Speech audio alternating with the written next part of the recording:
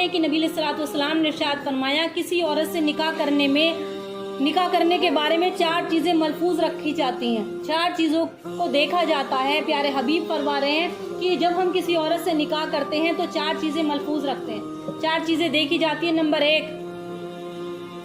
تن لما لہا لی حسبیہا لی جمالہا لی دینہا، تو 4 چیزیں دیکھی جاتی ہیں۔ سب سے پہلے اول اس کا مالدار ہونا دیکھا جاتا ہے کہ عورت کتنا مال لے کر آئے گی۔ آج کل تو ہماری یہی سوچ ہے، تو اللہ کے نبی فرما رہے اول کیا دیکھتے ہیں لوگ؟ مالدار ہونا۔ دوسرا دیکھتے ہیں نام نسب والی ہونا، نام نسب والی ہونا۔ تیسرا دیکھتے ہیں اس کا حسن اور جمال، خوبصورت ہے کیسی ہے۔ اور چوتھا نمبر ہے دیندار ہونا۔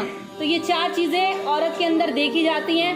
سب سے پہلی کون سی ہے؟ مالدار ہونا، دوسرا ہے نام اور نسب والی ہونا، تیسرا ہے حسن و جمال والی، اور چوتھا نمبر پہ دیندار عورت ہونا۔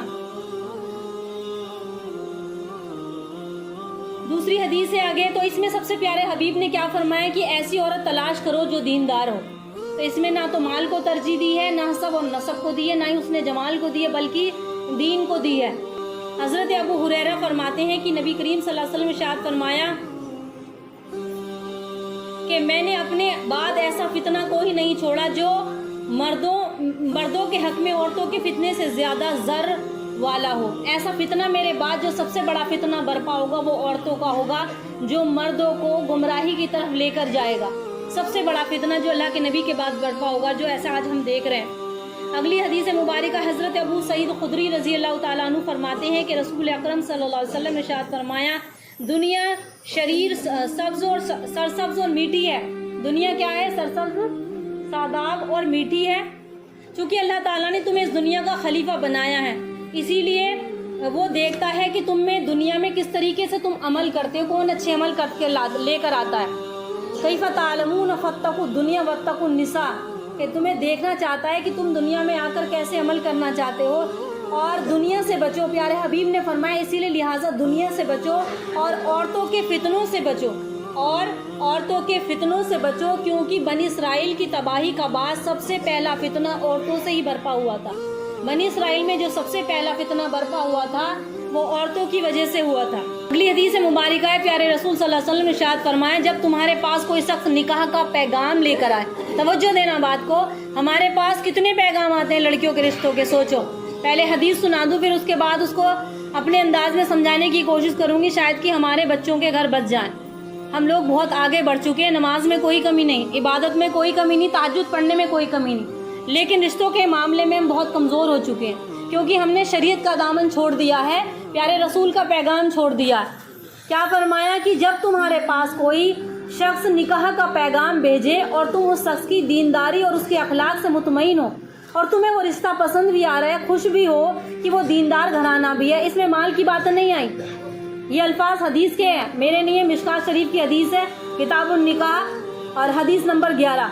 حضرت ابو ہریرہ راوی فرماتے ہیں کہ رسول اکرم صلی اللہ علیہ وسلم نے ارشاد فرمایا جب تمہارے پاس کوئی شخص نکاح کا پیغام بھیجے اور تم اس شخص کی دینداری اور اس کے اخلاق پر مطمئن ہو، خوش ہو، تو اس کا پیغام منظور کر کے اس سے نکاح کر دو۔ اگر ایسا نہ کرو گے تو کیا کرنا چاہیے؟ نکاح کر دینا چاہیے۔ اگر تم نے ایسا نہیں کیا تو زمین پر فتنہ برپا ہوگا اور فساد مچے گا، زمین پر فتنہ مچے گا، فتنہ برپا ہوگا اور فساد مچے گا، جو فساد آج کے ٹائم پر سب سے زیادہ تیزی پر ہے، عروج پر ہے۔ اور اسی وجہ سے اب ہمارے گھروں میں کیا ہوتا ہے، رشتے آتے ہیں تو بعض گھروں کا حساب ایسا ہے، بعض گھروں میں اور تب ایک رشتہ اچھا ہے، 3 کے حساب سے دیکھنا ہمیں، مال کے حساب سے دیکھو گے آپ کی بیٹی کبھی بھی خوش نہیں رہ سکتی، کیونکہ یہ ارشاد نبوی ہے، میری بات نہیں ہے۔ یہ مال بھی نہیں دیکھنا، جمال بھی نہیں دیکھنا، دینداری دیکھنی۔ اگر تمہیں لگتا ہے کہ تمہاری بیٹیوں کے حق میں کوئی دیندار گھر سے رشتہ آیا، ارے دیندار اتنا تو ہو، کم سے کم وہ گناہوں سے، کبیرہ گناہوں سے بچاؤ اور 5 وقت کا نمازی ہو۔ اس کا کام مت دیکھو، اس کی دین دیکھنا ہے، کتنا کمائے گا، کتنا لے کر آئے گا، تمہاری بیٹی کو 2 وقت کا کھانا دے دے، بس تمہاری بیٹی کو 2 وقت کا کھانا دے دے۔ اگر تم چاہتے ہو کہ اس کے لیے اس کا میک اپ کا خرچہ کہاں سے اٹھے گا، اس کی 10-10 ہزار کی ڈریس کہاں سے آئے گی، تو تم پھر بیٹھے رہو اس کی عمر نکالنے کے انتظار میں، بیٹھی رہو گی، عمر نکلتی رہے گی۔ تو صحیح رشتے تلاش کرنے کے بارے میں آیا، اگر تمہیں کہیں سے آ جائے دیندار گھروں کا پیغام تو اس کو قبول کر لو، نہیں تو فتنے برپا ہوں گے، مقدر ہے۔ کہ بڑی بڑی گاڑیوں سے ہی مقدر بنتے ہیں، تو بڑی بڑی گاڑیوں سے مقدر بنتے تو پیارے حبیب اپنی بیٹی کے دہیج میں اونچی شان و شوکت کی شادی کرتے حضرت فاطمہ زہرا رضی اللہ تعالیٰ عنہ کی۔ بڑے بڑے سرداروں کے رشتے آئے، اونچے خاندانوں سے رشتے آئے، نہیں کیا۔ کس سے کیا؟ حضرت علی رضی اللہ تعالیٰ عنہ سے تلاش کرتی ہے، اس کے پاس مکان نہیں ہے، آج اس کے پاس کہاں رکھے گا میری بیٹی کو؟ ارے اس کے دل میں جگہ ہونی چاہیے۔